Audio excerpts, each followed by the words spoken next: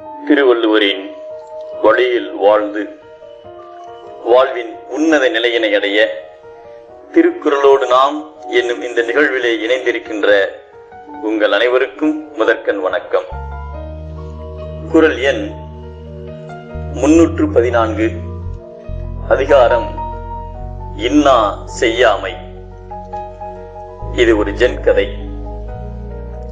சாது ஒருவர் மலைப்பாதையில் குதிரை மீது வந்து கொண்டிருந்தார்.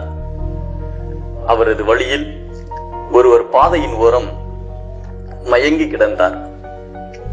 சாது கீழே இறங்கி தனது குடுவையில் இருந்த குடிநீரை எடுத்து முகத்தில் தெளித்து வாயில் நீரை ஊற்றினார். மயக்கம் தெளிந்து கண் விழித்த அந்த நபர் திடீரென சாதுவை தள்ளிவிட்டு அந்த குதிரையின் மேல் ஏறி பறந்தார். அப்போதுதான் அவன் ஒரு திருடன் என்றும் மயக்கம் அடைந்தது போல் நடித்ததும் தெரிய வந்தது. சாது அதே பாதையிலே நடந்து அருகில் இருந்த நகரத்தை அடைந்தார். மாலை சந்தைக்கு சென்றார். அங்கே அந்த திருடன் குதிரையோடு இருந்தான்.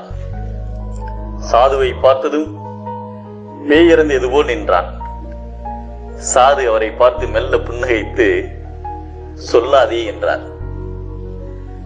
திருடனுக்கு மிரட்சி. இது என்ன சம்பந்தம் இல்லாமல் சொல்கிறாரே என யோசித்தான். சாது சொன்னார், குதிரையை நீயே வைத்துக்கொள், ஆனால் அதை எப்படி அடைந்தாய் என்பதை மட்டும் யாரிடமும் சொல்லாதே.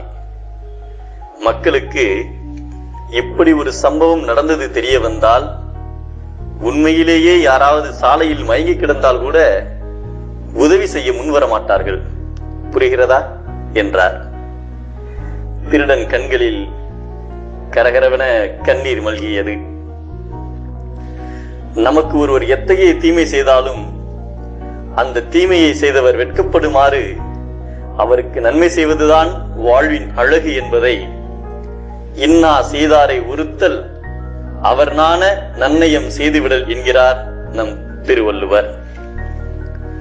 தீமைக்கும் நன்மை செய்வோம், தீயவரை நல்லவராக்குவோம்.